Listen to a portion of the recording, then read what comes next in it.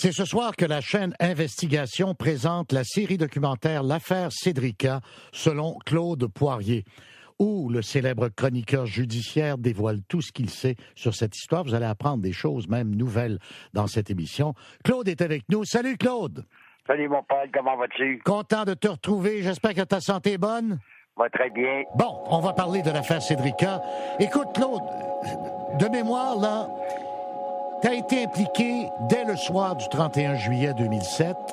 Et là, on diffuse l'émission 9 ans plus tard.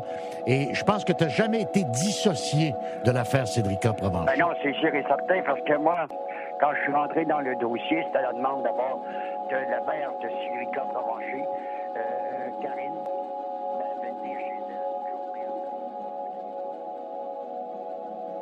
elle. On July 31st, 2007, 9-year-old Cédrika Provencher disappeared from Trois Rivieres, Quebec. Her disappearance resulted in the biggest police search in Quebec history. At first, Cédrika was simply declared missing by the Sûreté de Québec. But given the circumstances surrounding her disappearance, it was clear she had been abducted.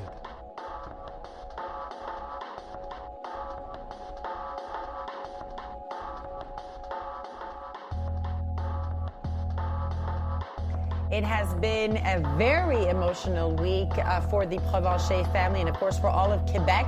To give us a better perspective and better understanding, of course, of what is going on with the case and with this family.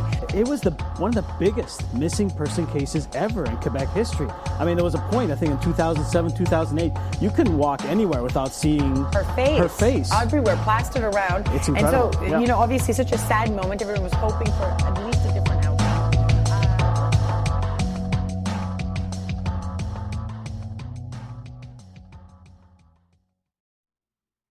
And in many respects, I'm the last person who should cover the Cédrika Provencher case. It's been done to death in Quebec, but nevertheless, it's mostly been done in the French language. So, and I don't have any proximity to this case. I'm strictly a voyeur in this matter. I have nothing to do. I don't know the family. I don't know the investigating officers. Although over the years there have been points of intersection. For instance, I might want to have a meeting with the Sûreté de Québec, and they say, "Well, not this week. We can't meet with you this week, or we can't talk on the telephone this week because we have a task force really working an angle on the Cédrika case, and all our resources are going towards that." But outside of that, I really don't have any skin in the game with this one. But as I say, nevertheless, because it was so infamous, maybe as an outsider and given some of my experience, I might be able to give some sense of perspective to the matter.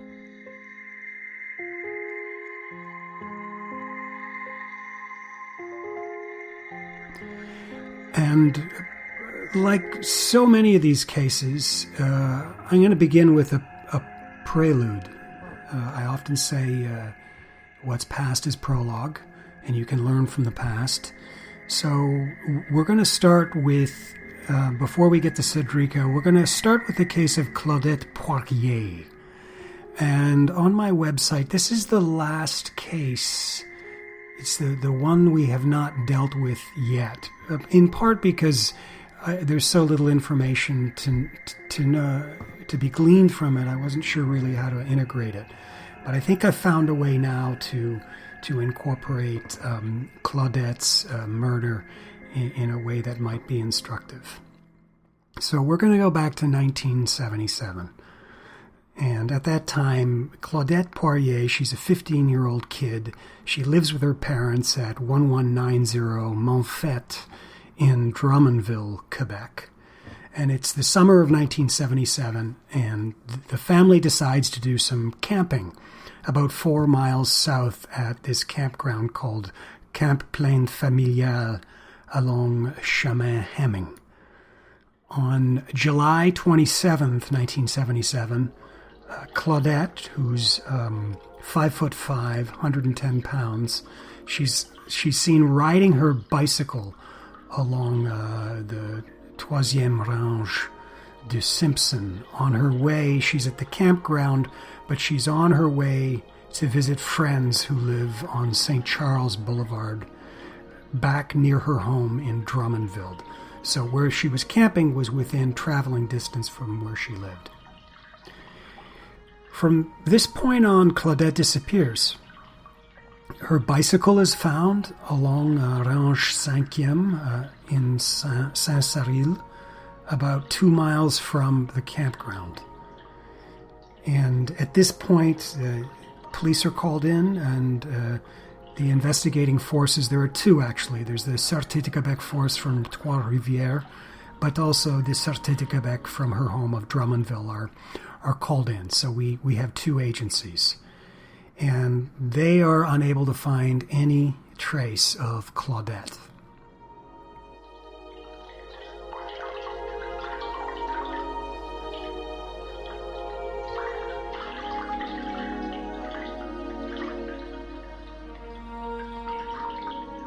Nine years later, on October 9th, 1986, two hunters find a skull and some other bones and women's clothing about 15 meters from the road at La Réserve Saint-Lucien, about 4 miles south from the site of Claudette's disappearance. Now, I've also heard reports that the bones were charred, as if her remains were somehow burnt in a fire pit. The remains are analyzed by Dr. André Lazon at the Sûreté du Québec's medical lab at Parthenay in Montreal, and they are identified as the bones, the remains of Claudette Poirier 9 years later. And given the length of time, of course, they are unable to determine an exact cause of death. And if you want a little geographic rendering of the distances between where she lived, where she was camping, where the bike was found, where she was last seen, I've created a little map online. If you go to the site, the initial site where it says missing women and murders from the 70s, click on Claudette's case. They'll give you more details there. Just a few more items to talk about. So can we connect Claudette's case in 1977 in Drummondville with the other cases we've been discussing? It's hard to tell. They're probably not connected at all. However, I would note that we recently profiled the case of Alice Paré, who was murdered in 1970. She also disappeared from Drummondville and was later, as we say, found murdered. And Alice Paré lived about 2 miles south of Claudette Poirier, just across the Saint-François River.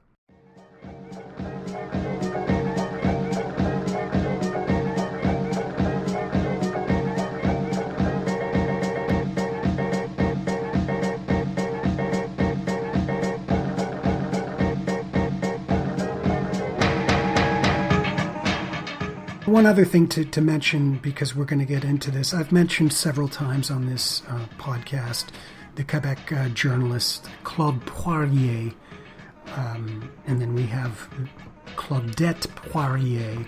There's no evidence that Claudette was a relation of Claude. I've asked that question, and I'm pretty certain that they were not related. And I bring that up because it's going to get just a tiny bit confusing, because we're going to start talking a little later about Claudette and Claude, and I don't want people to be confused. Claude is a 70-year-old journalist, quite active in Quebec right now. Claudette was a 15-year-old victim who was murdered in 1977. So now what I want you to do is I want you to just parking lot that case for a bit, and we're gonna switch gears, and we're gonna get into some details about Cédrika Provencher.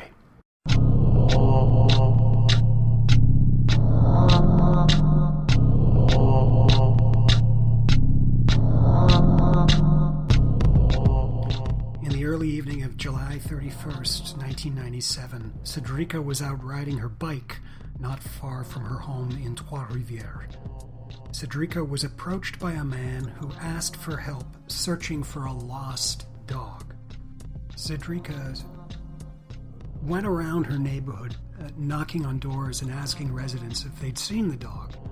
She was seen emerging from a wooded area with a friend, closely followed by a man. She was then seen on her bike in a local park and on various nearby side streets. Cédrika Provencher was last seen around 8 p.m. Cédrika was supposed to be home by 8:30 p.m., but she never showed up, and her parents called 911 immediately. The following morning, August 1st, police find Cédrika's bicycle leaning against a garage dumpster near the corner of Rue Chabanel and Chappé, about 2 kilometers from the spot where she was last seen the preceding evening. On the 3rd of August 2007, the media suggest that Cédrika has been abducted, largely based on the testimony of a woman who comes forward saying the previous Saturday a man had approached her 5-year-old daughter and a 13-year-old babysitter to go swimming with him. Nevertheless, the Sûreté de Québec contend that she is merely missing. Police spokesman Pierre Rivard states that it's still too early for the police to label the case a kidnapping, and he stresses that police are still considering all theories. Quote, "It's a disappearance for the time being," he says. "I hope they find her because she's one of my best friends," says friend of Cédrika's Annabelle, who was with Cédrika just a few hours before she disappeared. On the 8th of August, more than a week after the disappearance, the Sûreté de Québec issue a wanted notice for Cédrika, suggesting that she had voluntarily run away rather than being abducted. A massive search is organized consisting of provincial police, RCMP, and public volunteers. A team of 30 officers follow up on 200 tips from the public as volunteers continue to scour the streets and wooded areas around Trois Rivieres. Cédrika's mother and father, Martin and Karine Fortier, appeal for her safe return. The Sun Youth Charity collects $80,000 in public volunteer money to offer as a reward, the largest amount ever collected for a police operation. On August 12, 1997, police suspend their ground search for Cédrika, but continue to check out tips they receive from the public. August 13th. The Premier of Quebec, Jean Charest, meets privately with the Provenchers and investigating officers. Condolences are given, but few answers. A local woman, Madeleine Bornival, comes forward to say she had seen Cédrika, who had told her she was helping a woman find a lost dog. Bornival tells the regional newspaper, La Nouvelliste, she's sticking to her story that Cédrika said it was a woman who approached her. The account leaves open the possibility that 2 people may have been involved in Cédrika's disappearance.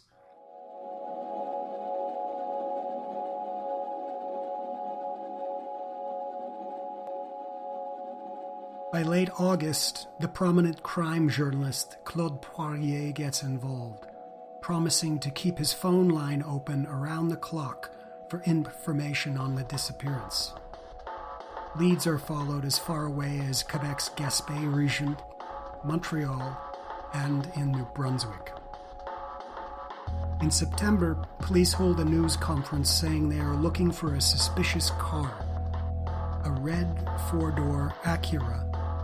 Several eyewitnesses spotted moments leading up to Cédrika's disappearance. By December, police say they are questioning 5 people of interest connected to the case. All 5 suspects have histories of sexual deviance. By mid-December, the Provenchers have separated. Cédrika's mother, Karine, praises the work of police officers involved in the investigation. Quote, I am entirely confident in the Sûreté de Québec, she tells Radio Canada. By late May 2008, the Sûreté de Québec announced they are cancelling the award in Cédrika's case and reimbursing donors. On the one-year anniversary of Cédrika's disappearance, investigators have received more than 15,000 calls, met with more than 600 people, and checked some 800 cars in their search for the girl. Police maintain the case is very active, but they have very little to show for it. In June 2009, a second reward of $170,000 is offered, this time administered not by the police, but privately by the attorney Guy Bertrand. By December, the reward expires, again and without any new leads in her disappearance. In the summer of 2010, the family of Cédrika Provencher officially start a foundation to help families of victims of child abductions. The goal of La Fondation Cédrika Provencher is to intervene quickly when a child is abducted and help support the families involved. Quote, "We're not here to replace the police or investigators," says Provencher. "We want the foundation to be an extra tool." In 2012, 5 years after her disappearance, the Provencher Foundation announces an International Day to Prevent Child Abduction. A spokesman with the Quebec's Missing Children's Network says Cédrika's case has already spurred changes in child abduction cases. The spokesman goes on to say that it took several hours for the search for Cédrika to begin. She says authorities act faster now. Quote, "Cédrika brought about change. That we have to intervene rapidly when vulnerable children go missing. We know how crucial those first few hours are." End quote. In 2014, the Quebec documentary filmmaker Stéphane Parent releases the film Novembre 84. The film suggests a serial killer was operating in Quebec, killing children from 1984 up into the disappearance of Cédrika in 2007.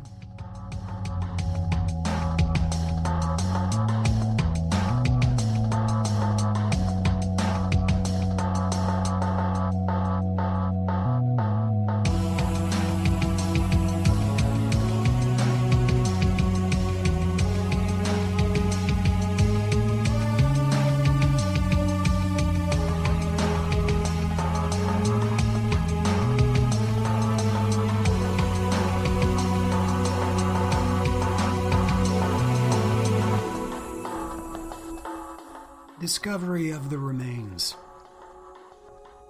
8 years after her disappearance, on December 11th, 2015, 3 hunters stumble upon a set of human remains in the woods in Saint-Maurice, a suburb of Trois Rivieres, close to Highway 40, about 15 kilometers from the last place where Cédrika had been seen. On December 12th, police confirmed that the remains are Cédrika's, although police had no further information at the time and said they would need to carry out further investigations. More than 200 officers descend on the wooded area, searching for evidence.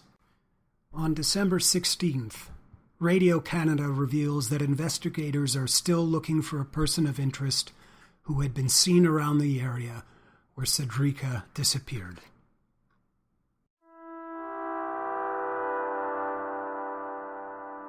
Arrest of Jonathan Betez.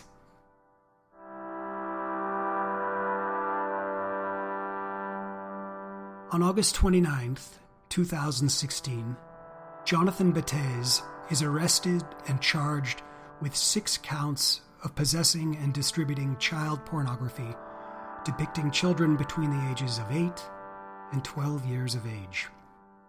The police consider him the prime suspect in Cédrika's abduction and murder, and several investigators working on Cédrika's case are involved in questioning Betez. In 2007, Betez owned a red Acura car with silver door handles, which matches the description of a suspicious car seen at the time of the abduction. Betez has always refused to take a polygraph test or to cooperate in any way with the police. According to crime journalist Claudette Poirier, Betez was planning to flee to Switzerland, which has no extradition treaty with Canada.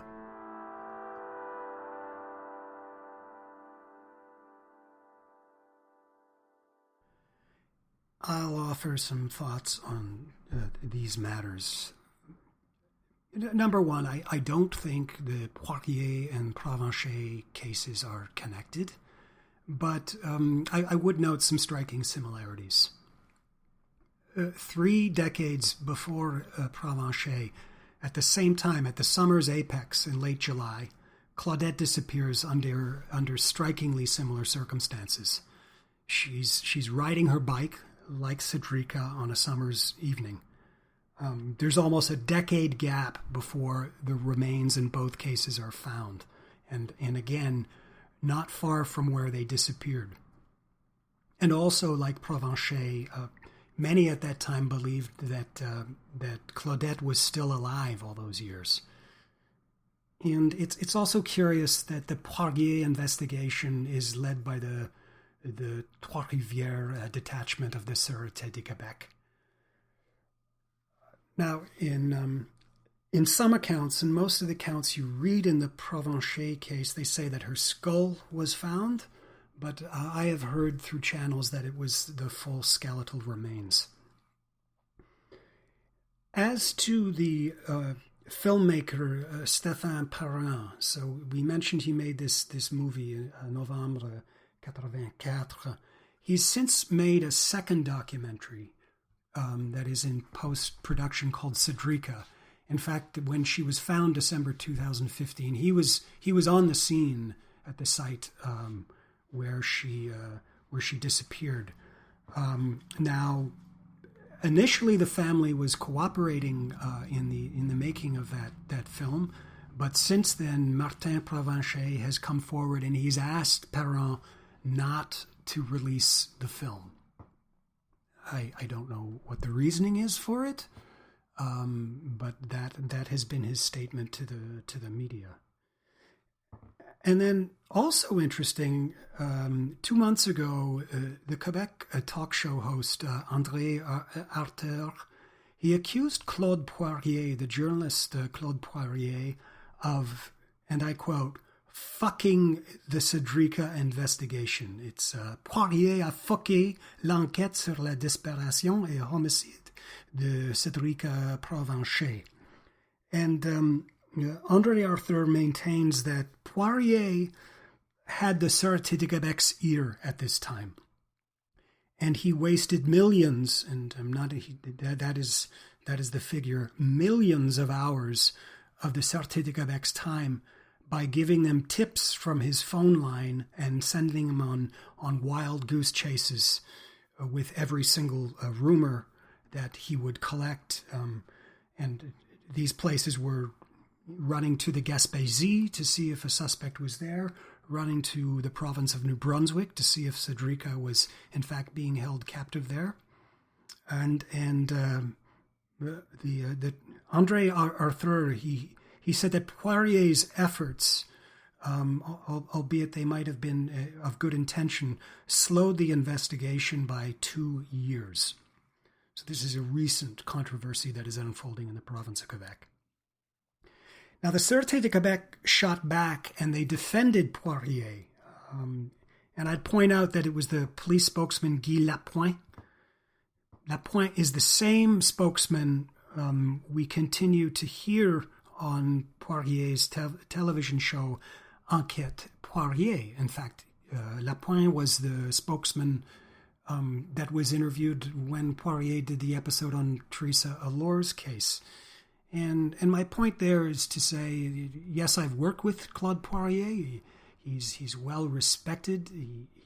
He deserves his reputation, but we're all human. We're all fallible, and perhaps in this instance he may have he may have obstructed an investigation with his good intentions, and to point out that over the years, potentially, Poirier and the Sûreté de Québec their relationship has just been possibly a little too cozy. Now, as to the rumors of where over the years where Provencher might have been, beginning with the rumor of the Gaspésie, that's not a bad assumption. When Julie Boisvenu was murdered, her assailant Hugo Bernier ran to the Gaspésie. Many times, this is where they run to, and if you've ever been there, if you're in the Gaspésie, right at the point where Percé Rock is, that's sort of the tip of the Gaspésie. Percé Rock is a tourist attraction, basically in the Gulf, and what lies beyond there is the Atlantic Ocean. So you could not, in terms of a Quebecer, you could not go further east than the Gaspésie. So it's commonly a place where criminals run to. Nevertheless, on the other hand, we get this theme again, right? Where everybody's looking for the victim, and the victim is where? The victim is within miles of where they were last seen. We've seen it with Teresa Allure. We've seen it in many cases that we've discussed. Now, the one item in all of this that absolutely breaks my heart, despite the best intentions, is the work of the Provencher Foundation and Quebec's Missing Children's Network. I appreciate that they say that Cédrika brought about change, and that now police agencies intervene quicker in the first 48. But why did that lesson have to be learned again? We discussed this lesson when we talked of the Alice Parr case from 1970. At the same time in the early 70s, we had to deal. It was the fallout from the abduction and murder of Ursula Schultz on the south shore of Montreal, where she disappeared, and in the first 48, no police agency had the ball. And it led to a public inquiry where there was a promise made for better cooperation between police agencies, and the necessity and the promise that there would be follow-through in the first 48 when young people go missing. And yet here we are, 30 years later, having to learn the whole lesson again. Cédrika should not have that's not a lesson that Cédrika Provencher should have borne. It should have been learned, digested, and become part of the Quebec Police's process, instead of continually being forgotten and having to relearn again. The past is prologue. And again, just look at the timeline. They take over a week, the Sûreté de Québec, to publicly issue a notice. And at that time, they still say she's voluntarily run away rather than been abducted. This is August 8th. A mere 4 days later, on August 12th, they suspend the ground search for Cédrika. But they say they'll continue to check and receive tips, which means basically they'll stand by on the phone, but they won't get their asses out of the chair and do anything proactive in the matter. So Madame Provencher, Karine Fortier, can say that she's, or was, I don't know if she still is, entirely confident in the Sûreté de Québec, but I am not. I haven't been for my own purposes, and with all the cases that we've discussed.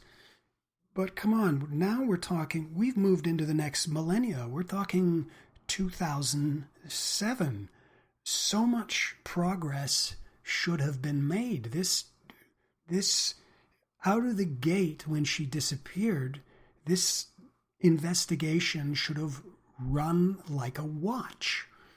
And it appears to have run the same way they all ran from Alice Paré in the 1970s through all of the cases in the late 70s.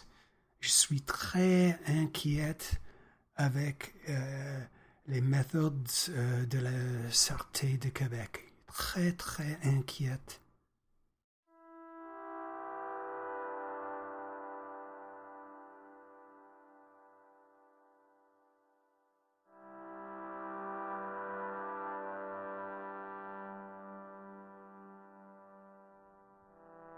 That is our program for this week. You've been listening to Who Killed Teresa, and I'm your host, John Allure. Music this week from the great Conrad Coldwood from the French surreal adventure RPG game Off.